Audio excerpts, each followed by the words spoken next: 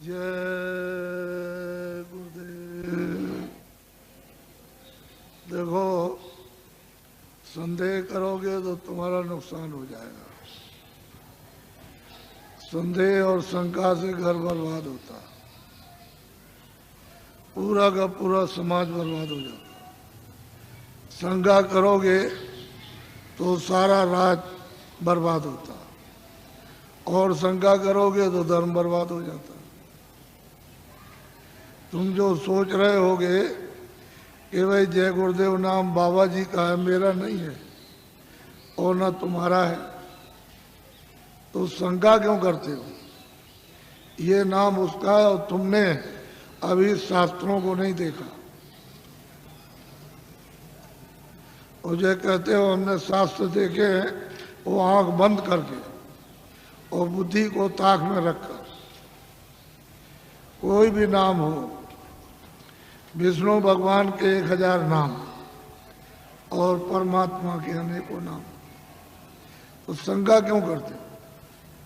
कोई भी नाम सतयुग का, त्रेता का, द्वापर का, कोई नाम हो जब तक सिद्ध नहीं होगा तब तक कोई नाम आत्म कल्याणकारी नहीं, आत्माओं को गति नहीं दे सकता।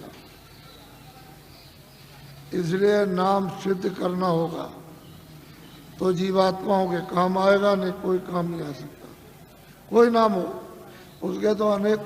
तुम इतना नहीं समझ पाते हो कि सूरज निकलता है तो अलग अलग देशों में, अलग अलग मुल्कों में अलग अलग नाम। सूरज तो एक ही है लेकिन नाम अलग अलग। तो तुम ये नहीं जानते हो कि तुम्हारे यहाँ नाम अलग है, दूसरे मुल्क में जाओ अलग, तीसरे मुल्क में अलग। तो परमात्मा का क्यों नहीं समझते हो कि उसके अनेकों नाम हैं? इसलिए शंका मत करो। मेरा नाम नहीं है। आप सोचते होगे कि भाई बाबा जी आए तो इनका नाम, मेरा नाम तो तुलसीदास है और आपका भी नाम नहीं, तो जय गुरुदेव नाम उस प्रभु का है, फिर आपको किस बात की शंका? बोलो जय गुरुदेव। जय गुरुदेव नाम किसका? अब बड़े ध्यान से सुनो, खड़े खड़े। ये तुम जो यहाँ रह रहे हो इस मृत लोक में, तो ये तुम्हारा देश नहीं है। ना यहाँ तुम्हारा घर है, ना यहाँ कोई सामान तुम्हारा। यहाँ तुम सब लोग परदेसी हो। आपका देश, आपका घर नहीं है। यह है बच्चों मृतलोक।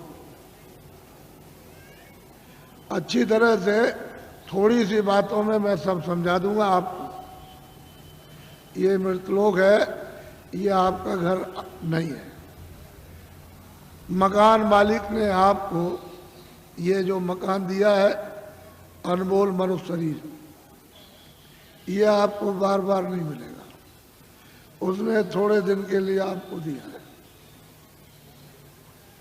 और उसने ये कहा कि देखो भाई, मेरा ये मकान है, शुद्ध है, साफ है, पवित्र, मैं तुमको देता हूँ थोड़े दिन के लिए। और 2 अधिकार मैंने इस शरीर को दिए हैं कि एक अच्छा काम, एक बुरा काम। तो बुरा से बुरा काम करो, अच्छा से अच्छा करो। उसकी तरफ से कोई रोक टोक नहीं है। वो जो भी तुम करोगे अच्छे बुरे काम, सब ये कूड़ा कचड़ा जितना भी पाप पुण्य का, ये सब जीवात्मा पर लदेगा, उस जीवात्मा पर रखा जाएगा और उसको कुछ मना नहीं करना। उसने तो ये कहा ये अमोलक मनुष्य शरीर है, ये मनुष्य मंदिर है, इसमें जीवात्मा को बैठा दिया। तो मेरे शरीर के द्वारा जो अमोलक है, क्या करना कि अपनी अपनी जीवात्मा को जगा लो और अपने घर में अपने प्रभु के पास पहुंचा दो। क्योंकि ये मनुष्य शरीर अमूलक है। सारे संसार का धन, सोना चांदी हीरे जवाहरात, इसकी कीमत नहीं दे सकते हैं। ये ऐसा अनमोल मनुष्य शरीर थोड़े दिन के लिए आपको दिया गया तो आप इसमें लग गए, ये मेरा मकान है, ये मेरी दुकान है, ये मेरा राज है, ये मेरी खेती है, ये मेरा सोना, ये मेरा चांदी, ये मेरे बच्चे, ये मेरी जात है, और ये मेरा ये और मेरा ये, इसमें लग गए तो क्या हो गया? काम है, क्रोध है, लोभ है, मोह है, आशा है, तृष्णा है, झूठ है, छल है, कपट है, फरेब है, धोखेबाजी, दगेबाजी और चोरी और डकैती और हिंसा, इसमें आप लग गए। तो महात्माओं ने क्या कहा था कि देखो ये बुरा काम है और ये अच्छा है। इस बुरे काम से तुमको सबको, स्त्री पुरुषों को, बच्चों को दुख मिलेगा, तकलीफ मिलेगी, रोग मिलेगा, कोढ़ मिलेगा, अंधे हो जाओगे, बहरे हो जाओगे, गरीब हो जाओगे, सताए जाओगे और मारे जाओगे। ये सब ये है अच्छा काम, इससे सुख मिलेगा। यही दो बातें महात्मा गांव-गांव में घूम करके आपको समझाते थे और आप लोग उस बात का ध्यान रखते थे कि भाई बुरे काम से तकलीफ होगी, अच्छा काम करेंगे तो सुख मिलेगा। तो महात्माओं के उपदेश को सब लोगों ने छोड़ दिया और सब के सब अच्छे काम को छोड़ चुके, बुरे काम में लग गए। जब बुरे काम में लग गए तो आपको तो मालूम नहीं है कि उसने ये अमोलक मनुष्य शरीर थोड़े दिन के लिए दिया है। तो आप जब नहीं मालूम है तो जीवात्मा पर आप कूड़ा कचरा लाद रहे हो। इस बार तो जब घड़ा भर जाएगा तो ये तो बाहर से बहेगा, फूटेगा और टूटेगा और आग निकलेगी, जहर निकलेगा, तो तुमको तो कुछ मालूम नहीं। जब उसका तुम तो समझते हो कि ये मेरा है, तब तक समय इसका पूरा हो गया। अनमोल मनुष्य मंदिर का इसका समय पूरा हो गया। उसने अपने सिपाही बुलाए, किसने? मकान मालिक को। ये देखो ये है, ये लल्लू सिंह है, ये रामनाथ है, ये श्यामवती है और ये लीलावती और ये मतलब जहांगीर है। इनका वक्त और समय हो गया, जाओ फौरन मकान खाली करा लो। तो कागज कहते हैं वारंट, वो फौरन लेकर के दौड़ पड़ेंगे और वहीं से आवाज देंगे। तुम इस वक्त में वहां हो अमेरिका में तो जोर से यही से देंगे कि लल्लू सिंह तुम्हारा वक्त पूरा हो गया और आप तैयार हो जाओ मकान का। तो यहाँ से फौरन, यानी क्षण भी नहीं लगेंगे, वहां आवाज पहुंचेगी और जोर से धक्का मारेगी तो लल्लू सिंह उलट जाएंगे, वही गिर जाएंगे, आंखें अंधी हो जाएगी, कान बहरे हो जाएंगे, बुद्धि पागल हो जाएगी, जबान बंद हो जाएगी, बस उसी जगह फौरन। और वो सिपाही यहाँ से एक क्षण भी नहीं लगेगा, अमेरिका पहुंच जाएंगे और कहेंगे देखो ये मालिक का हुक्म हो गया, मकान खाली। तो मन को, बुद्धि को, चित्त को, प्राणों को और जीवात्मा को, रूह को इस अमोलक मनुष्य मंदिर से, जिस्मानी मस्जिद से निकाल बाहर। अब ये आपका शरीर ये पड़ा, ये मिट्टी है, ये मकान और ये जमीन और ये राज, ये पाट, घर का सामान, दुकान का सामान, दफ्तर का सामान, ये हिंदी, ये अंग्रेजी, उर्दू, ये आपकी ये पड़ी, ये पड़ा, सब सामान ये पड़ा। अब ये बताओ, ये इनमें से कोई सामान तुम्हारे साथ जाएगा? बोलो जाएगा? तो तू कैसे कहता कि मेरा है? ये कैसे कहते हो कि मेरा है? ये राज मेरा है, ये दुकान मेरी है, दफ्तर मेरा है, ये खेती मेरी है, ये मेरा है, ये कैसे? ये तो तेरा ये भी नहीं तो किराए का मकान है, ये नहीं समझा कि खाली हो गया, ये पड़ा। अगर किराए पर न दिया होता तो वो चेतन जीवात्मा जो परमात्मा की अंश है वो कैसे निकाल दी जाती? किराए पर तो मिला और उसका वक्त निर्धारित समय कि इतने समय के अंदर रहो और इसके बाद अपना काम करो, मत करो तो निकलो। तो तुमने क्या, तुमको लाभ क्या हुआ? तुम अचानक में निकाल दिए गए अनमोल मनुष्य मंदिर, ये बार बार मिलेगा? अरे तुम खड़े हो, ये बार बार मिलेगा? कितने युगों के बाद कितने सतयुग, कितने त्रेता, कितने द्वापर, कितने कलयुग खत्म हो गए और उसका जो पुण्य है वो एक एक बूंद तुम्हारा जमा हुआ मनुष्य शरीर प्राप्त करने का, और कितने युगों के बाद आपको ये मनुष्य शरीर मिला। और आपको कहते हैं ऐसे ही मिल जाएगा, ये कोई तमाशा है? तुम्हारे घर का ये कोई खेल है? कैसे मिल जाएगा? ये अमूलक चीज है, इसको हीरे जवाहरात इसकी कीमत नहीं, लेकिन थोड़े दिन के लिए मिला। इसमें जीवात्मा को ये अवसर दिया कि देखो शुद्ध पवित्र मकान है, तुम इसमें अपनी जीवात्मा को जगा लेना और घर में अपने पहुंचा दो पिता के पास, प्रभु के पास, उस मालिक के पास, उस स्वामी के पास जो वो सर्वेश्वर है, इन जीवात्माओं का जो मालिक है, जो प्रभु है, उसके पास पहुंचा दो और मकान मेरा मुझे दे दो, शुद्ध है, सच और साफ देना।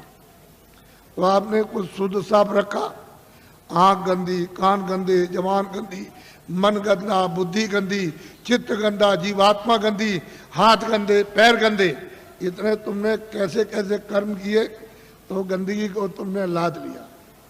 ये पहाड़ों की तरह से गंदगी जमा हो गई, तो बताओ इस जीवात्मा का उबार कौन करेगा? मैं वहां वो बात सुनाने नहीं आया जिसको तुम समझ रहे होगे।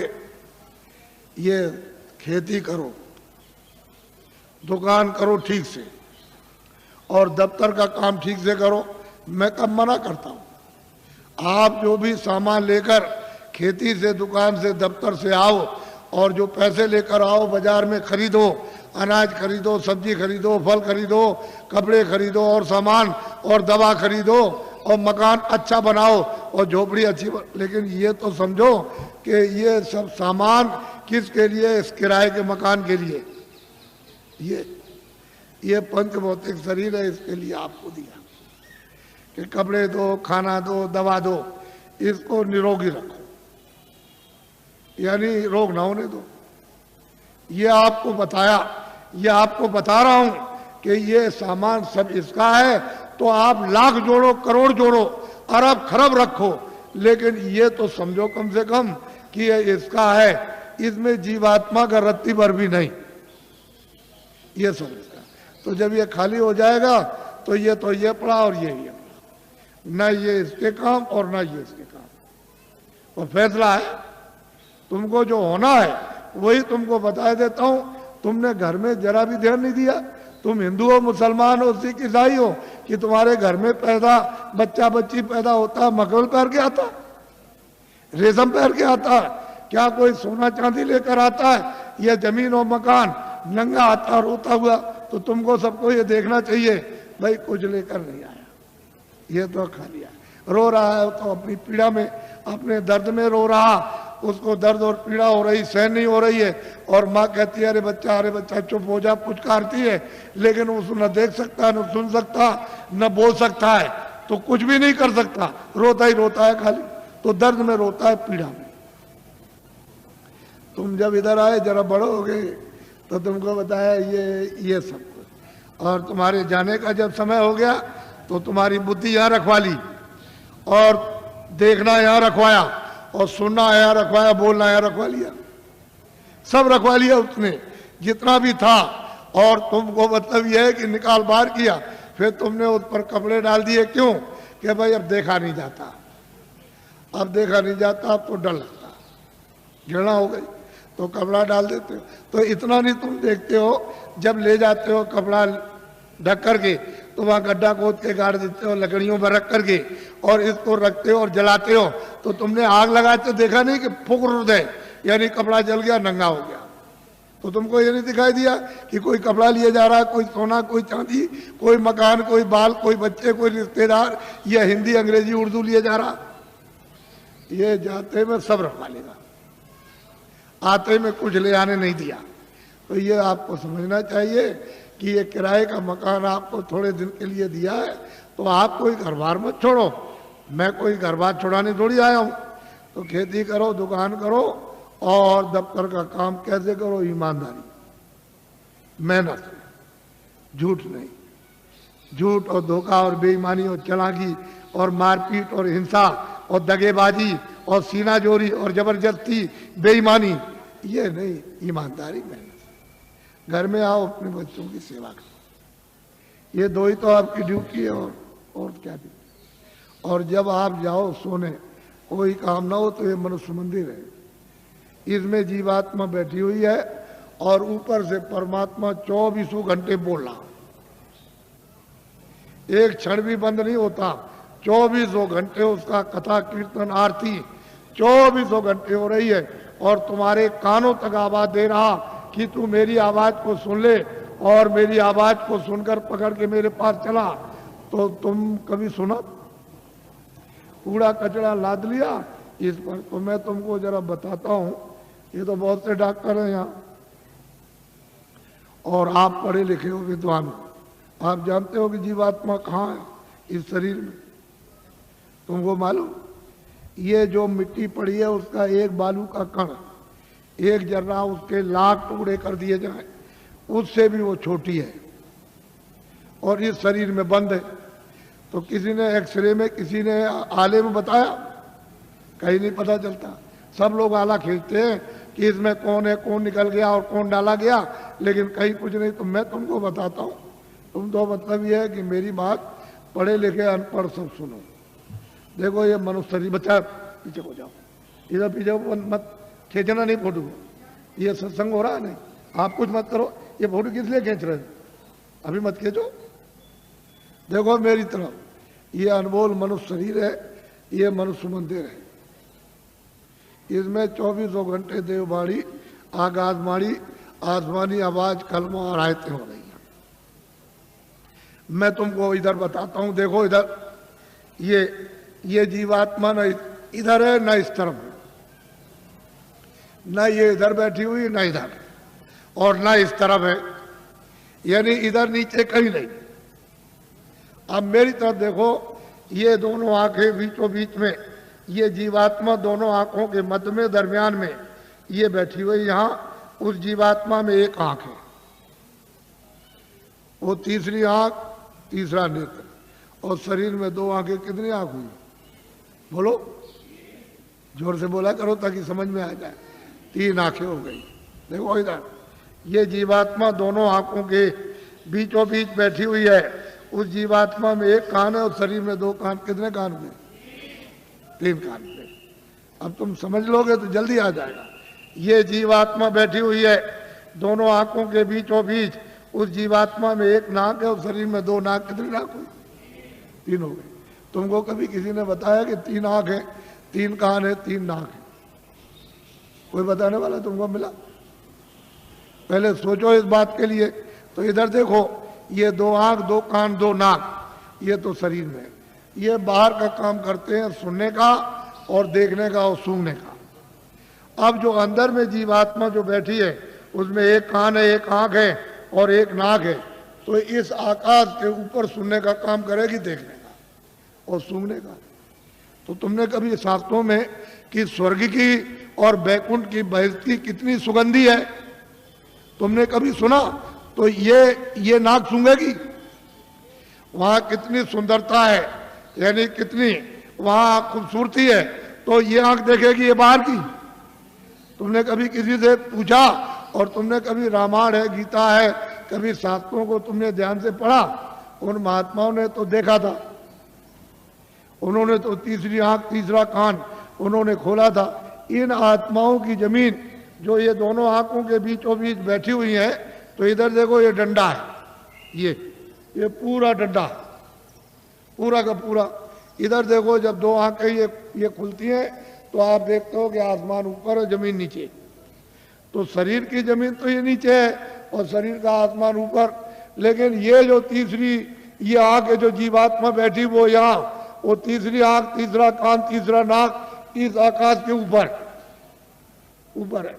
तो आत्माओं की जमीन ऊपर है, जीव आत्माओं की जमीन ऊपर है। वो चेतन है, वो जड़ नहीं है। ये खेती नहीं है, दुकान नहीं है, दफ्तर नहीं है, ये कपड़े नहीं है, कोई सामान नहीं, कोई टट्टी नहीं, कोई पेशाब नहीं, कोई लड़ता नहीं, कोई गाली नहीं, कोई गलौज नहीं, कोई धोखा नहीं, कोई बेईमानी नहीं, कोई मस्जिद नहीं, कोई मंदिर नहीं। ये जीवात्माओं की चेतन जमीन ऊपर। तो तुमने कभी किसी से पूछा कि महात्मा नाम किसका है, योगी किसको कहते हैं, क्यों योगी कहा जाता, क्यों महात्मा कहा जाता, क्यों महापुरुष कहा, ये तो आपने कभी पूछा नहीं। भाई इसमें लगे हुए झूठ चल कपट फरे धोखे बेईमानी में, तो इसमें आपको क्या मिला, क्या मिल गया, ये यहाँ क्या मिला? वो तो जो यहाँ कुछ है वो तो क्षणिक, ये तुम्हारे कानों तक ऊपर से आवाज आ रही है, उधर से प्रकाश आ रहा, तो उस प्रकाश का आनंद और उसका देववाणी का वो ठंडक तुमको मालूम होती है इंद्रियों के द्वारा, तो तुम कहते हो जरा सा आनंद मिल गया, फिर और जगह मिलेगा, और जगह मिलेगा, और मिलेगा, वो देखने में मिल जाएगा, सुनने में मिलेगा, कपड़े में मिलेगा, मकान में मिल जाएगा, खाने में मिल जाएगा, स्त्री में मिलेगा, बच्चे में मिलेगा, चलो राजपाट में मिल जाएगा, सारी दुनिया पर राज करना, लेकिन वहां गए कुछ नहीं है ही नहीं। अरे ये मृत लोग हैं, ये भूल भुलैया है, रास्ते से आए थे रास्ता छोड़ दिया, आंखें बंद हो गई, कान बंद हो गए, सब बंद हो गया, रास्ता भूल गए, अब वापस जाने का कोई रास्ता नहीं। तुमको तो मालूम नहीं कि एक ही रास्ता जीवात्माओं के आने का शरीर में और वापस अपने घर में जाने का एक ही रास्ता, दूसरा कोई रास्ता ही नहीं। और तुम यहाँ भटक गए, चलो वहां चले और वहां चले, उधर चले, तो इस अंधेरे में ये सब अंधकार है। उधर तो सूरज निकलता नहीं, उधर सूरज डूबता नहीं, उधर तारे नहीं है इस तरह के, उधर चांद नहीं है। तो तुमने कभी पूछा किसी से कि रामायण में क्या लिखा? रामायण में जो उन्होंने प्राप्त किया वो तो उन्होंने लिखा, गोस्वामी जी ने, तुलसीदास जी ने, और आप रामायण पढ़ते हो तो आपने क्या देखा, आपकी समझ में क्या आएगा, क्या लिखा? इसलिए महात्माओं की बारी आपके समझ में नहीं आ सकती। तभी तो अर्थ का अनर्थ हो गया, और धर्म का अधर्म हो गया, और कर्म का अकर्म हो गया, और सत्य का असत्य हो गया, और न्याय का अन्याय हो गया, और प्रेम का दुश्मनी हो गई घर घर में। तो बताओ, मैं तो तुमको अमूलक चीज देने आया था, लेकिन अब यह है कि थोड़ी बारिश हो गई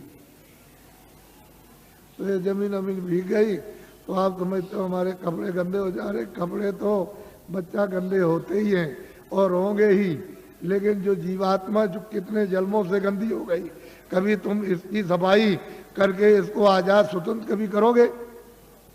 कभी तुमको ये मौका मिलेगा? ये तो समय निकला जा रहा, अभी बस समय खत्म हो रहा, बहुत तो समय चला गया आपका, बहुत बरस आपके निकल गए, अब ये थोड़े से रह गए, वो भी निकलने वाला, बस फौरन वारंट अभी कटता है और तुमको निकाल देगा। बस साल सुई की नोक और बालू का एक कण एक जर्रा जाने वाला है, एक किराए का मकान है। तो अमूलक चीज, ये अनमोल मनुष्य मंदिर में ये जीवात्माओं का अमूलक धन, तो तुमने ये तो कभी सोचा नहीं कि भाई हमने जीवात्मा के लिए अभी तक क्या इकट्ठा किया, उसके लिए कौन सा धन कमा के रखा कि जब तुम यहाँ से जाने लगोगे तो जीवात्मा की रक्षा हिफाजत होगी। उधर तो कोई मदद करेगा नहीं, उधर तो इधर से निकालेगा, और उधर उसने हिसाब कर दिया कि इनको ले जाओ, इन्होंने बड़े मृत लोक में जाकर बड़े दुष्कर्म और बड़े मतलब बुरे काम और पाप कर्म किए, तो इनको ले जाओ, कुत्ते में बंद करो जाकर के, तो कुत्ते में बंद, कुत्ते से निकाला बिल्ली में बंद, बीच से मिला तो गधे में बंद, गधे से निकाला ऊंट में बंद, तो ऊंट से निकाला किसी पंछी में बंद, तो 4 खाने 84 लज्जोनिया, फिर तुमको ये मनुष्य शरीर किधर मिलेगा? तुम तो ये सब जानते नहीं, तुमको तो ये सब मालूम नहीं, तुमने तो देखा नहीं। इसलिए मैं तुमको अमूलक चीज देने के आया हूं। कुछ आत्म धन चलते चला, जीवात्मा के लिए कुछ आत्म धन, यानी ईश्वरीय खुदाई रूहों को खजाना, उनको कुछ दे दो इस जिस्म में, शरीर में, तो इसका भला हो जाए, नहीं तो ये जा रही है तो दब गई, ये इसको कौन छुड़ाएगा? बिना महापुरुष, बिना जानकार के इसका रास्ता कौन जानता है? कोई नहीं जानता, सब भटके हुए भूले हुए। तो अमूलक चीज लो, उसको देना चाहता हूं। इसलिए तुम ऐसा मत समझो कि कोई बाबा जी जय गुरुदेव है या बाबा जी भगवान है, हम तो पक्के आपके सेवक हैं, सेवक, कोई भगवान नहीं है, कोई जय गुरुदेव नहीं है। जय गुरुदेव तो वो है, हम तो आपके सेवक हैं। सेवा करने का मतलब यही होता है कि तुम्हारी गंदगी को साफ, जो तुम्हारी गंदगी धोता है, साफ करता है, उसका नाम सेवक ही है। जितने भी भारत में महापुरुष आए इस प्रभु को प्राप्त करने के लिए इस कलयुग में, वो सब के सब सेवक रहे। वो कभी महात्मा नहीं बने, न कभी महात्मा बनेंगे, न बने, न उन्होंने कभी इच्छा और न उन्होंने कभी स्वप्ने मतलब ये कभी सोचा। वो तो सेवक, तो तुम लोग उनको पहचान भी नहीं पाते। और उनके पास में अमोलक धन होता, अमोलक खजाना, और तुम ले नहीं पाते।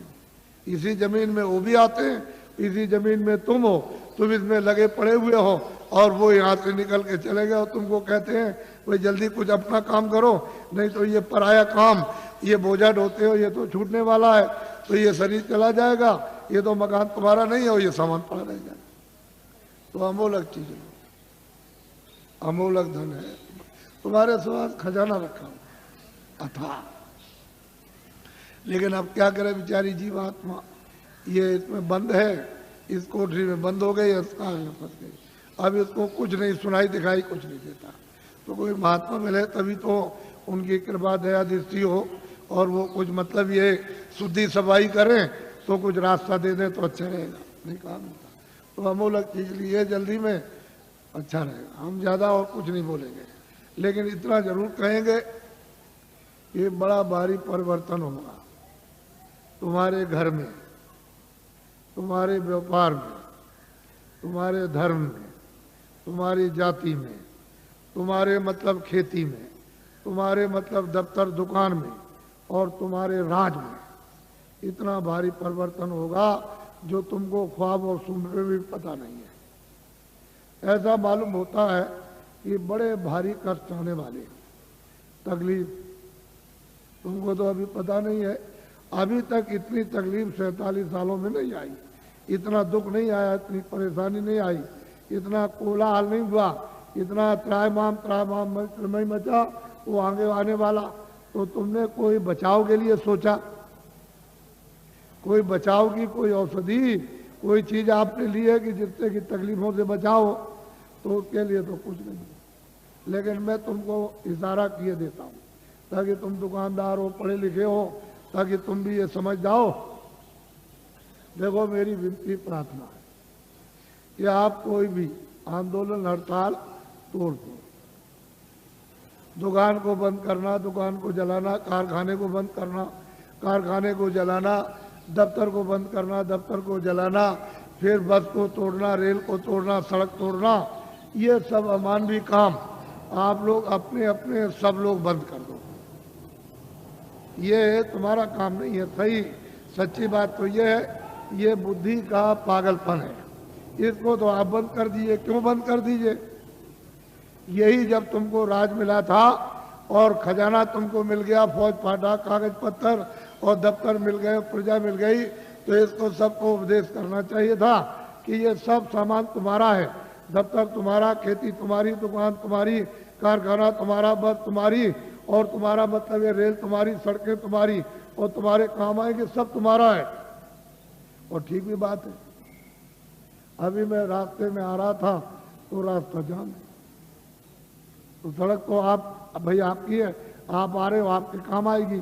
तो मतलब इसका मतलब ये नहीं है कि आप नहीं गए उस सड़क पर तो आपके काम आएगी, आप 2 दिन बाद जाओगे तो सड़क जाम हो जाएगी।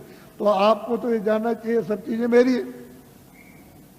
अब इनको आपने जला दिया, जलवा दिया, जला दिया, तोड़ दिया, फोड़ दिया, दुकान को, दफ्तर को, कारखाने को, इसको उसको, तो ये जो आमदनी का नुकसान हुआ ये किसका हुआ? हे बच्चों, तुमने अपनी आमदनी उसको जला करके खाक कर दी, अब रो रहे हो। तो ये लोग राज कर रहे प्रांतों में और वहां सेंटर में, तो देखा इनको कि भाई अब पैसा नहीं रह गया, अब क्या किया जाए? तो ये बाहर भगे, बाहर से ले आए कर्जा मांग करके, हमारा देश गरीब है तो हमको कर्जा दे दो। सब देशों से मांगा है और सब से ले आए। कितना ले आए इसको वो जाने, आप तो जान नहीं सकते हो, लेकिन इतना कर्जा ले आए कि दे नहीं सकते, और उस कर्जे का इतना ब्याज होगा नहीं दे सकते हो। अब कहाँ लगाए कहाँ नहीं लगाए तो आप जानो। लेकिन मैं तो इतना ही कह सकता हूँ। पर ये आपको बताना चाहता हूँ कि वो भी जो कर्जा लाए तो खत्म, पता नहीं कहाँ चला गया। अब ये लोग भगे कि देश कैसे चलेगा, तो वहाँ सरकारों से मिले हर मुल्क में कि देखो भाई हमारा देश बहुत गरीब है, और मतलब यह है कि अपने देश के बड़े बड़े उद्योगपति से साहूकार पैसे वाले हमारे देश में भेजो, हम सुविधा सब प्रकार की देंगे और वो पूंजी का यानी रुपए पैसे का फैलाव कर दे विस्तार। तो लोग वहां से चल पड़े। तो मैं 4 साल से बोल रहा हूं लगातार कि देखो भाई उनके आने का यहाँ मुहूर्त नहीं है। विदेशी उद्योगपतियों का भारत में रुपया पैसा फैलाने का, पूंजी निवेश का यानी मुहूर्त नहीं है, योग नहीं।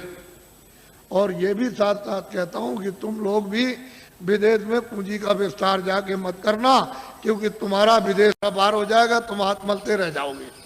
ये हमारी बात को आप लोग नोट कर लो, ये खास बात आपको सुना रहा हूं।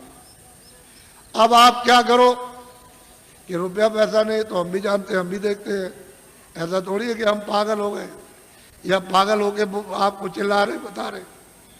मैं भी जानता हूं ये बात नहीं है, लेकिन ये कहना चाहता हूं कि जितने भी आपके यहाँ सेठ साहूकार छोटे बड़े, उनको इकट्ठा करो और उनसे ये कहो कि हम तुमको सब सुविधा देंगे, तुम कहीं से भी रुपया पैसा ले आओ, तुमसे पूछा नहीं जाएगा तुम कहां से ले आए, और इनकम टैक्स सेल टैक्स इस पर नहीं लगेगा। ये कारखाना लगाओ छोटा बड़ा, 1 साल में या 1.5 साल में 2 साल के अंदर छोटा बड़ा कारखाना लगा दो। और इतना ही काम आप सेठ साहूकारों को करना है कि जितने बच्चे यानी छात्र स्कूल में पढ़ते हैं इनको नौकरी और काम दे दो, बस इतना ही। हम आपको पूरी सुविधा देंगे। तो आप ये क्यों नहीं सोचते हो जो आपको दिशा बताई जा रही, आप लोग क्यों नहीं सोचते? जब आपको एक दिशा बताई जा रही सही सच्ची, तो आप क्यों नहीं इसको सोचते हो इनको सुविधा दे दो, इनकम टैक्स सेल टैक्स थोड़े दिन के लिए तो खत्म करो। जब आमदनी बहुत होने लगे तो नॉमिनल यानी मतलब यह है कि मामूली तो ठीक है, लेकिन ये क्या, और पीछे वाले का आप अपना जो लेते हो लेते रहो, तो आप जानो।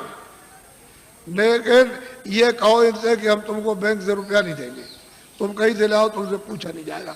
एक छोटा सा कानून बना दो 2 लाइन का, बस उसमें लिख दो कि भाई आपसे पूछा नहीं जाएगा और इस नए कारखाने पर कोई इनकम टैक्स सेल टैक्स नहीं लगेगा और आप छात्रों को काम नौकरी दो, बस आपको ये करना। लेकिन आपने मेरी बात को 4 साल से ध्यान में किसी ने नहीं दिया, और दिन भर दिन तुम्हारी हालत इतनी जैसे कि लकड़ी में घुन लग गया, उससे भी बेहतर हालत होती जा रही। फिर तुम मानते क्यों नहीं हो? इसके माने है कि तुम्हारे कर्म इतने खराब सबके, यानी इतना दुष्कर्म है कि वो कुछ लगने ही नहीं देता। फिर मेरी बात को सुनो ध्यान से।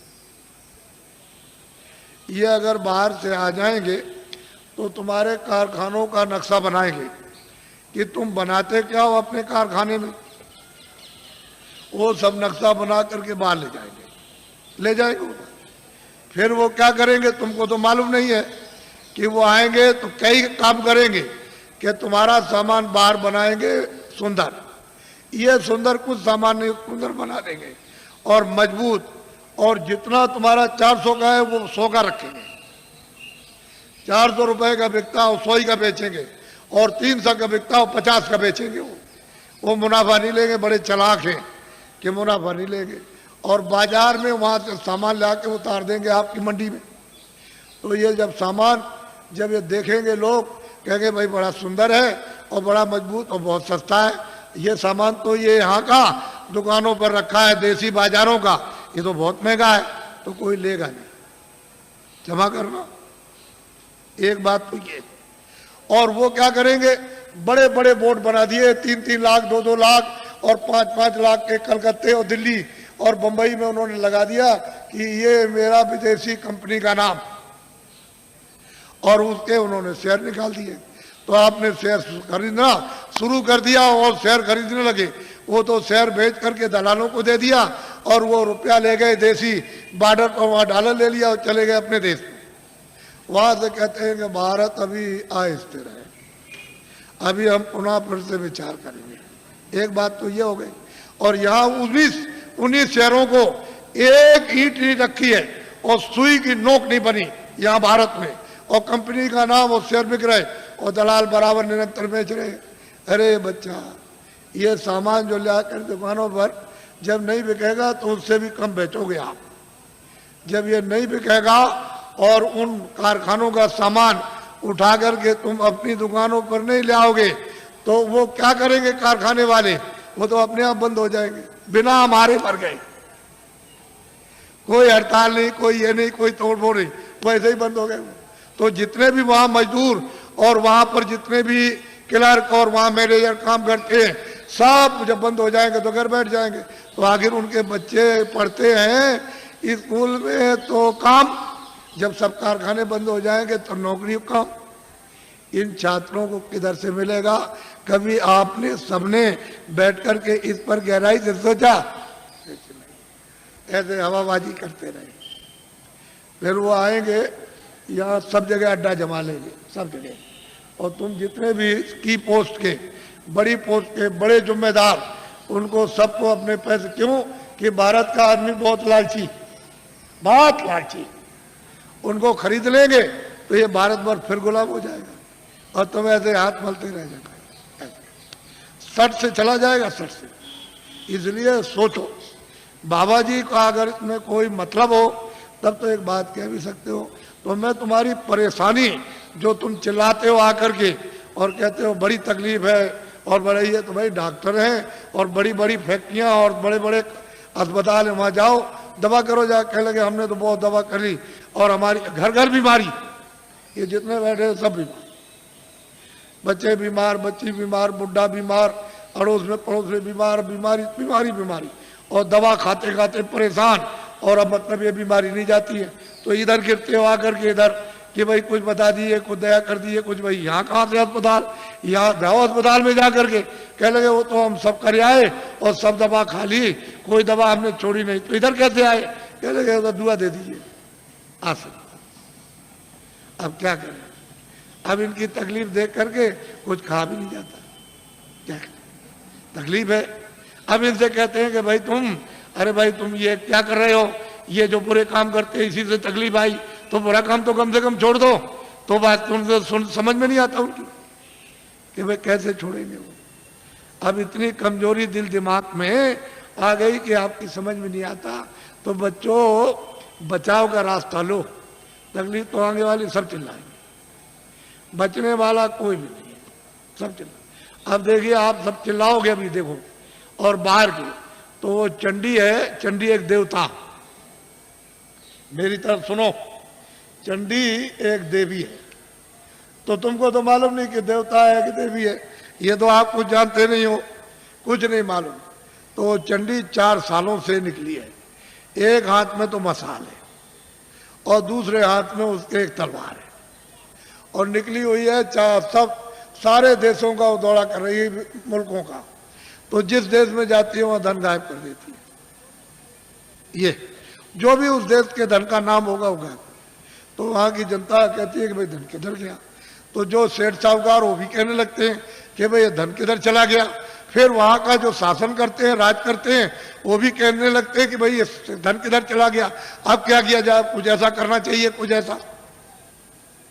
दूसरे मुल्क में जाएगी वहां का, तीसरे मुल्क में, सब मुल्कों में जाएगी और भारत में भी आएगी। वो छोड़ नहीं सकती भारत को भी। यहाँ भी आएगी तो यहाँ के धन को गायब कर देगी। तो यहाँ जनता कहेगी कि अरे भाई मतलब धन किधर चला गया। ये सेठ साहूकार सब लोग कहेंगे भाई धन किधर गया। वो शासन करते हैं दिल्ली में, प्रांतों में, ये भी कहेंगे भाई धन किधर चला गया, समझ में नहीं आता।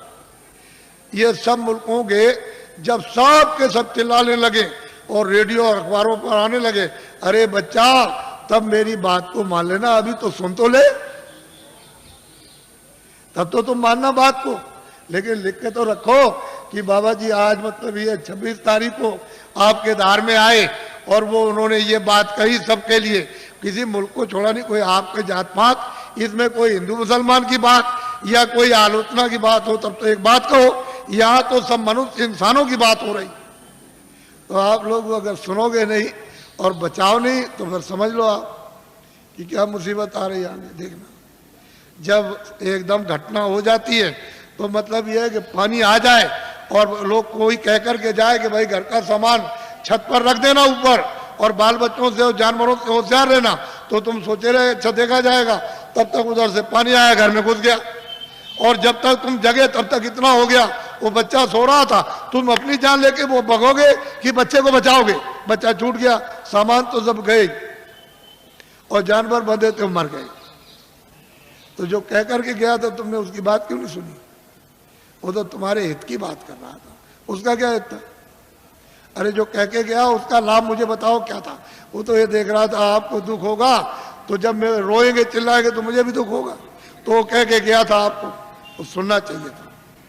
सीधी सादी बात, समय बड़ा खराब आ रहा। अच्छा अब मैं आपको अमूलक चीज दे दूं, ये तो बाहर की बातें समझा दी, आपको थोड़ी सी इशारा कर दिया, लेकिन ये बात जरूर है कि घर बार तुम कभी मत छोड़ना, खेती मत छोड़ना, दुकान मत छोड़ना, दफ्तर का काम है।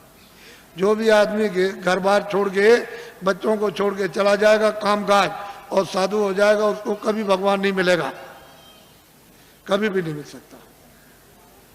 ये पहले मेरी बात को ध्यान से सुनो, अपने घर में रहो, बच्चों के बीच में रहो, इसी जगह, और 23 घंटे तुम मेहनत करो इस शरीर से, शरीर के लिए दुकान करो, दफ्तर का काम, खेती करो, इस शरीर के लिए, भोजन कपड़ों के लिए, इसके लिए, दवा के लिए, सब, और बच्चों के लिए, इसके लिए, और 1 घंटा उसमें से बचाओ अपनी जीवात्मा के धन के लिए, ताकि इसको कल्याण हो जाए, इसकी मुक्ति हो जाए, ये आवागमन से छुटकारा पा जाए, न जल में न मरे।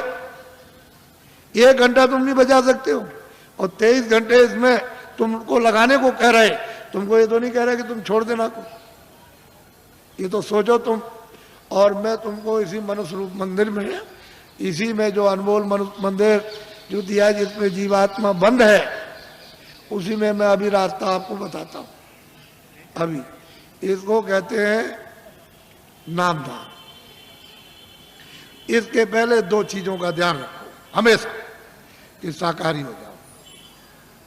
जितने भी अनाज है, सब्जी है, फल है, दूध है, घी है, 100 बार खाओ। कितने बार? 100 बार। तुमको भूख लगे उससे भी ज्यादा खाना, तुमको कोई मना करने आए तब कहना। अच्छे मकान में रहो, अच्छी झोपड़ी में रहो, मना कौन करता आप? लेकिन शाकाहारी, अशुद्ध आहार मत करना। बस इतना ही बचत करनी है कि आपको अशुद्ध आहार नहीं करना, किसी आदमी का, किसी बच्चे का, किसी पशु का, किसी पंछी का अशुद्ध आहार नहीं करना। शुद्ध आहार करो आप, जिससे शुद्ध बुद्धि रहे।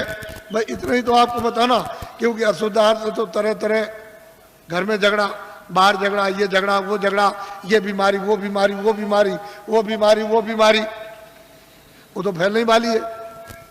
अभी बीमारी जो फैलेगी उसको तो अभी आपने देखा ही नहीं। तो असल में शाकाहारी, शुद्ध आहार। दूसरा है बीड़ी पियो, तंबाकू पियो, कब। मैंने तो कभी पिया नहीं, मुझे तो मालूम है नहीं कि हुक्का बीड़ी तंबाकू कैसा होता। लेकिन ये बच्चे जो 18 साल 20 साल के खड़े हैं, वो बीड़ी तंबाकू हुक्का नहीं पीते, कभी मत पीना। जो बच्चे नहीं पीते कभी मत पीना, ये खराब आदत न डालना। जो पीते हैं वो पी लो, आपके लिए मत। लेकिन बच्चों बच्चियों, ऐसा कोई नशा मत करो जो तुम्हारी बुद्धि पागल हो जाए। तुमने इसको नहीं सोचा? कोई नशा मत करो किसी तरह का हो जो बुद्धि पागल हो जाए और तुम अपने घर में बच्चे बच्ची को और अड़ोस पड़ोस में बहू बेटी को पहचान न सको। ऐसा कोई नशा मत करो। और चले जा रहे हो तुम, तो सामने तुमने समझा कि जमीन बराबर, और वहां गड्ढा मिला, उसमें पैर चला गया तो पैर टूट गया, और सिर लड़ गया गड्ढे में तो सिर फट गया, मर गए। ऐसा कोई न रामायण कहती है, न महात्मा कहते हैं, न कुरान कहती है, न फकीर, न मस्जिद कहती है, न मंदिर कहते, न शिव जी कहते हैं, न आपको कोई और। ये कोई ओ जो कहते हो शिव जी भांग पीते थे, भांग पीते थे, भांग पीते, तुमने भांग पीते हुए देखा? वो भांग नहीं थी, वो कोई और नशा था। ये झूठी बात है। जो लोग उनके नाम से भांग पीते और कहते वो भांग पीते थे, भांग नहीं पीते थे। ये ऐसा देवता कभी भांग नहीं पीता, वो भांग नहीं पीते। लेकिन तुमने ये 2 चीजों से बचो, बाकी तो कोई मैंने मना किया नहीं। मैं तो एक सीधा साधा आपका सेवक हूँ, एक आदमी हूँ, और सही सच्ची बात तुम्हारे सामने तुमको बताने आए हो। तुम नहीं जगोगे, नहीं समझोगे तो मैं इसके लिए क्या करूँगा? मैं तो अपनी बात कह के चला जाऊँगा। जब तुम उधर जाओगे और उधर जब हिसाब होगा तुम्हारा, क्योंकि वो तो सब लिखा जा रहा, आज दिन में तुमने कितना बुरा काम किया, कितना अच्छा किया, कितनों को धोखा दिया, कितनों को मारा, कितनों के साथ बेईमानी की, कितनों को पानी पिलाया, कितने बार मंदिर में पूजा की, कितनी रामायण, कितनी कुरान पढ़ी, ये उधर में, और कैसे कुरान पढ़ी, ये वो सब वहाँ सब लिखा हुआ। बड़ा वो आदमी भी मिलेगा जिसको तुम काट रहे हो, और जिसको मतलब है कि तुम उसको चीर रहे हो, वो सब मिलेंगे वहाँ।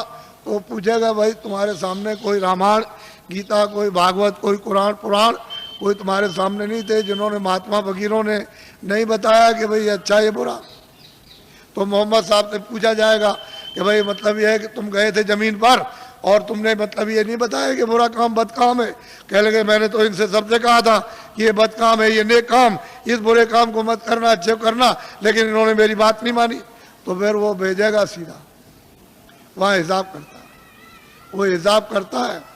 तुमको दोजख और नरक मालूम नहीं है, वहाँ बड़े बड़े बादशाह पिट रहे वहाँ और जलाए जा रहे हो, कितने करोड़ों वर्षों तक जलाए जाएंगे और लाखों मीलों तक आवाज आती है और कोई सुनने वाला नहीं कहीं, न उनका धन दौलत जाता न तलवार जाती उनकी। ये झूठा, तुम इसके लिए मर गए और चले गए हमेशा। तो इसलिए तुम लोग इस पर विचार करो। तपस्या करने से यानी माया लुभाती है कि तुम ये ले लो धन, ये राज ले लो, तो अगर तुम लुभा गए तो राज मिल गया, और राज का जब भोगा तो सीधा नरक हो गए। जब ये कहोगे हमको राज नहीं चाहिए, धन दौलत नहीं, तो भगवान मिलता इसी शरीर में मरने के पहले। मीरा ने मरने के पहले प्रभु को प्राप्त किया, आपको क्या मालूम कैसे पाया? तुलसीदास जी ने पहले ही वो 25 ही साल के अंदर प्रभु को प्राप्त कर लिया, आपको क्या मालूम कैसे पाया? आप क्या जानो? इसलिए आप अमोलक धन लो इस मनुष्य मंदिर में आत्माओं का। ये नामदान है, ये उस तरह की दीक्षा नहीं है या मंत्र वैसा नहीं है, ये आत्म धन का दान है, ये ईश्वरी धन का दान है। जो उसकी कृपा होती है तब कभी कभी महात्माओं को आदेश मिलता है कि इन आत्माओं को बांट दो जो मानव शरीर में है, तो कभी कभी मिलता मुफ्त में। ये पैसे से नहीं मिलेगा, तुम ये सब रख दो जा करके पूरा धार का, तो ये चीज मिलने वाली नहीं है। ये कभी दिमाग से निकाल देना, ये दौलत पैसे से नहीं मिलती, ये तो मुफ्त बख्शीश में यानी प्रसन्नता से मिलती है। तो तुम्हारे पास कुछ है, तुमने किसी से प्रेम किया? वो कहते हैं कि प्रेम से प्रकट होए भगवान। किसी से किया प्रेम?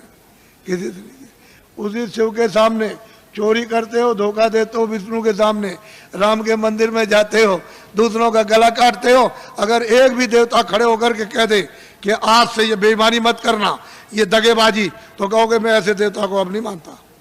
जो सबके सामने हमारी बुराई कहते हम नहीं मानते ऐसे, फिर कभी नहीं आप जाओगे। अगर देवता बोल दे, अब उनको कुछ कहना नहीं, आपने समझ लिया, हाँ उन्होंने सुन लिया होगा और आपने समझ लिया उन्होंने कुछ नहीं देखा, वो अंधे, अब हम जो चाहेंगे सो करेंगे, अब चलो हो आए वहाँ। ये हालत तो हमारा है। अब बताओ तुमने प्रेम किससे किया? किससे प्रेम? वो तो कहते हैं प्रेम से मालिक मिलता है, आपने कैसे प्रेम? इसलिए आप सीधा, बहुत सरल है, बहुत सीधा है। कलयुग में अधिकार आपको दे दिया स्त्री पुरुषों को कि सभी लोग उस परमात्मा को प्राप्त कर सकते हैं, किसी के लिए कोई बंधन नहीं, और सुलभ और सहज और आसान। लेकिन तुम योग तो आप कर नहीं सकते हो, सतयुग और त्रेता और द्वापर का कोई भी क्रिया आप नहीं कर सकते हो। और उन्होंने मना कर दिया गोस्वामी जी महाराज ने कि कलयुग जोग न यज्ञ न ज्ञाना, कहते कलयुग में कोई जोग मत करना, न यज्ञ करना, और न आपको ज्ञान होगा। कलयुग में तो कहते हैं कि नाम आधारा, और नाम कौन सा वो मैं बताऊंगा आपको, अभी आपको बताता हूँ। तो आप लोग, आप सब खड़े रहना, बैठना कोई नहीं, खड़े खड़े बताऊंगा आपको और खड़े खड़े करवाऊंगा, घबराइए नहीं। जो जो भगवान का नाम बोलूं सब लोग एक साथ एक आवाज में बोलना, और सब लोग बोलेंगे जो बैठे खड़े, शुद्ध बोलना, शुद्ध। अशुद्ध मत बोलना, शुद्ध बोलना। जो जो नाम मैं बोलता जाऊं आप बोलते जाना, जब मैं अंत में चुप हो जाऊंगा तो आप लोग चुप हो जाना। अशुद्ध मत बोलना, शुद्ध कर लेना। मान लो अशुद्ध बोल दो तो फिर शुद्ध कर लेना दोबारा। इसलिए जो जो नाम बोलते जाना, जब मैं चुप हो जाऊंगा तो आप चुप हो जाना। बोलो जय गुरुदेव। लेकिन थोड़ा सत्संग मिलना चाहिए, तो जरा ठहर जाओ। अभी मथुरा में एक बड़ा कार्यक्रम होने जाना, यही दिसंबर में, यानी कार्तिक के बाद जो अगन लगेगा, तो 15 दिसंबर से 21 दिसंबर तक 7 दिन का एक कार्यक्रम होने जा रहा। और उसमें यही साधना और यही मतलब अनुभव होता है। वहाँ सत्संग भी मिलेगा और साधन भी और ध्यान भी, सब करोगे आप। और उस समय पर आप अच्छी तरह से कर सकते हो, क्योंकि वो वातावरण ऐसा होगा। फिर एक दूसरा कार्यक्रम इधर पूरब में रखा, यानी हिंदुस्तान के तीर्थों के राजा प्रयागराज इलाहाबाद में त्रिवेणी संगम। तो त्रिवेणी संगम पर 25 फरवरी से, ये तो 96 में मथुरा का, और वो इलाहाबाद का 97 में, 25 फरवरी से 6 मार्च तक 97 में 10 दिन का होने जा रहा बड़ा कार्यक्रम। और वो महामानव कुंभ, यानी माघ मेले के बाद महामानव कुंभ आपको दिखाई देगा। और वो 10 दिन, यानी 7 मार्च को शिवरात्रि है, वो एक दिन पहले ही समापन हो जाएगा। 10 दिन का होगा। आप जरा इसको लिख लेना। और ये जो आपने 5 नाम, 5 रूप, 5 स्थान हरे के बाजे, ये जो आप लिखाओगे, लिखा हुआ ले लोगे, ये तो यहाँ के लोग आपको दे देंगे। अगर कम पड़े तो आप जल्दी लिख लेना। फिर दूसरी बात यह है कि थोड़ा सा पता भी दे दिया करो, कि कभी कोई पूछा जाती हो कि साधन भजन करते हो कि नहीं करते हो। कि ऐसे गए लेकर के ताक में रख दिया। किसी ने आकर के कभी मिले, पूछा तो कहा कि भाई भजन तुमने ध्यान किया था? कह लगे हमने नहीं किया हो तो मैं भूल गया सब। तो तुम्हारा समय सब बेकार चला गया। तुमको तो दिया था काम के लिए कि भाई तुम जल्दी से अपना काम करो, अपनी जीवात्मा को जगाओ, तो तुमने ताक में रख दिया, वो सोती रह गई। तो बताओ इससे, इस काम में तुम्हें मिलेगा क्या? इससे ना कुछ मिला ना कुछ मिलेगा, और इस काम से खाली जाओगे। अगर तुमको कुछ करना है तो इसी समय के अंदर थोड़ा 1 घंटा समय निकाल कर अपना आत्म धन जमा कर लो। यही तुम्हारे काम आएगा। जब कोई रक्षा नहीं करेगा उस पीड़ा में, उस दर्द में, और 84 नरकों से अगर बचना चाहते हो, धन जमा करो जल्दी से। ये बहुत सुलभ है, इसमें शरीर पर कोई कष्ट नहीं। बस मन की घेराघारी थोड़ी करनी है कि कहीं उतने समय के लिए न जाए, ये थोड़ा सा रुक जाए, कानों के साथ आंखें, बस इतना ही काम करना। इसमें शरीर का कोई कष्ट नहीं। और करो कैसे भी, लेट के बैठ के, जंगल में करो, घर में करो, कुर्सी में करो, लेकिन उसका तरीका तो सीख लो। थोड़ा सत्संग मिलेगा तो जल्दी सीख जाओगे, और नहीं मिलेगा। अभी तक तो आपको ये बातें मालूम नहीं थी, ये तो आपको नई बातें आज मालूम हुई। आपके लिए तो नई है, लेकिन ये सनातन है। जब से तुम आए एक रास्ते से, और उसी रास्ते से वापस हो गए अपने घर के लिए, अपने देश के लिए। दूसरा कोई रास्ता नहीं है। यहाँ भटकते फिरो चारों तरफ तो जल मरण होता रहेगा। 84 जाओ, नरकों में जाओ, जल वो मरो, और जो किया उसका भोग भोगो। और कभी मनुष्य शरीर मिलेगा तो फिर तुमने वही काम किया और फिर चले गए आप फिर 84 नरकों में। तो ये ऐसे ही चलते रहोगे, ऐसे जन्म मरो, जन्म मरो। तुमको कहीं स्थिरता नहीं मिलेगी। स्थिरता वापस जाने पर, जब ये भजन करोगे, नाम डोरी को पकड़ लोगे, चढ़ चलोगे ऊपर। वो तो ऊपर खुले हुए मैदान है, और वहाँ तो अंधेरा कभी है नहीं, न कभी अंधेरा होता हो तो प्रकाश ही प्रकाश, रोशनी रोशनी। जरा सा आँख के ऊपर उठे कि बस प्रकाश ही प्रकाश है, अंधेरे का नाम नहीं। वहाँ कभी अंधेरा होता ही नहीं। तो तुम उधर चलो, जब उजाले में खड़े हो जाओ तो ये सब देखना सुनना, तब तुम्हारी समझ में आएगा कि बाबा जी ने क्या दिया। कुछ तुम मेहनत करो, कुछ हम करें। बोलो जय गुरुदेव। कुछ तुम मेहनत करो, कुछ हम करें, और ऊपर बैठे उनकी कृपा जल्दी हो जाए। और तुम मेहनत हम नहीं करेंगे, कुछ होगा नहीं। जल्दी करो, देर मत करो, और जल्दी से कृपा और दया ले लो, ताकि वो ऊपर बुला ले, और जल्दी से आप निकल चलो इस कूड़े कचड़े से। यहाँ कोई जो मिलने वाला नहीं है, ये सब शकलें। अब देखो, बीमार, परेशान, तकलीफ में, हमारे पास जो भी आता कोई हो, हमको उससे मतलब नहीं, हाथ भी होना चाहिए। हमारे यहाँ कोई झगड़ा झंझट ये नहीं है। आदमी हो उसमें जीवात्मा होनी चाहिए। तुम्हारे शास्त्रों में लिखा है अहिंसा परमो धर्म, तो आपने इसका पालन किया? अब ये बताओ, आपने इसका पालन किया? आप बकरा मार दो, मुर्गी मार दो, आदमी मार दो, लड़की मार दो, लड़का मार दो, घर में देवी को मार डालो, आप कि कोई दुश्मन बन जाए उसको मार दो, गोली मार दो, छुरा मार दो, लाठी मार दो, तुम अहिंसा धर्म? तुम किसी देवता को, किसी धर्म को मानते हो? कुछ नहीं, वैसे ही कहते हो, हम जानते कुछ नहीं, वैसे ही कह दिया बस, और कुछ नहीं, ऐसे ही। तो इसको समझ लो अच्छी तरह से समझ लीजिए आप मोटी बात को। बोलो जय गुरुदेव, जोर से बोलो जय गुरुदेव। जय गुरुदेव नाम किसका? अब ये इनको दे देना बच्चा, इनको नोट करा दो, और कुछ लोग जल्दी मिल जाए तो इनका पता भी नोट कर लेना। और कभी कभी इनसे पूछते रहना, यहाँ जो रहते हो उनको, कि भाई भजन करते हो कि नहीं। तुमसे जब पूछेंगे भजन के लिए, कि बोलो भजन किया कि नहीं किया, तुमने ध्यान किया, सुमरन किया कि नहीं किया, और तुमको मिला तब तो तुम करोगे ही। तुम जरा सा जितने दिन बताया उतने दिन कर लो पहले, बात की बात बाद में सोचना। हर रोज तुम महीने 2 महीने समय दो, नागा मत करना, तब तुम देखोगे तुमको क्या मिलता। तुम एक दिन भी नहीं बैठो तो मैं क्या करूंगा? मैं तो दरवाजे पर आकर काम करूंगा। तो अंदर तुम्हारा घाट है, तो जीवात्माओं का घाट अंदर, वहां बैठोगे तब तो काम करूंगा। और तुम बाहर फैले रहोगे तो कैसे काम होगा? तो बाहर से मोड़ूंगा कि भाई बाहर इधर से लगो, अंदर चलो। अंदर तो खुला हुआ, खुले हुए लोग, उधर स्वर्ग भी है, बैकुंठ भी, बड़े बड़े लोग हैं, उधर ब्रह्मांड भी है, उधर ब्रह्मा भी मिलेंगे, विष्णु भी मिलेंगे, शिव भी मिलेंगे, देवी देवता भी मिलेगी, ईश्वर, उधर बड़े बड़े अनेकों लोग, अनेकों ब्रह्मांड अनगिनते। लेकिन रास्ते से चलो तब मिलेगा, कैसे ही मिल जाएगा। बोलो जय गुरुदेव। अब देखो, जितनी तकलीफ आपको हमको सब मालूम है। हम किसी के सिर पर हाथ रख देते हैं तो अपने को फौरन पता चलता है, ऐसे ही रखकर बस इतना ही रख दिया, मालूम हो गया कि तुमको कितने प्रकार की तकलीफें हैं, और यह भी पता चल जाता है कि तुमने क्या अपराध किए। हमने तो आपसे कुछ कहा नहीं, हमने कोई घृणा तो की नहीं, या कोई नफरत की हो आपसे, तो आपको तो ये सोचना चाहिए था। हम तो आपकी भलाई के लिए सोचते हैं, कुछ तकलीफ चली जाए, 1 पैसे 2 पैसे, कुछ बीमारी चली जाए, कुछ परेशानी चली जाए, कुछ ये झगड़ा झंझट चला जाए, 1 पैसे 2 पैसे, 1 आने 2 आने, तो तुम कुछ वो भी नहीं लेना चाहते हो। तो फिर आत्म कल्याण क्या करोगे? कुछ नहीं कर पाओगे। तो अब महात्माओं के पास तो बहुत कुछ होता है, तुम्हें लेने नहीं आता, और दे दे तो तुम रख नहीं सकते, फेंक दोगे। तुमको अभी क्या मालूम, कुछ नहीं। लो भाई जल्दी से, अब बता दिया, अब कुछ नहीं बताना। ले उनको कागज बांटो और जल्दी से उनको बांट के समाप्त करो।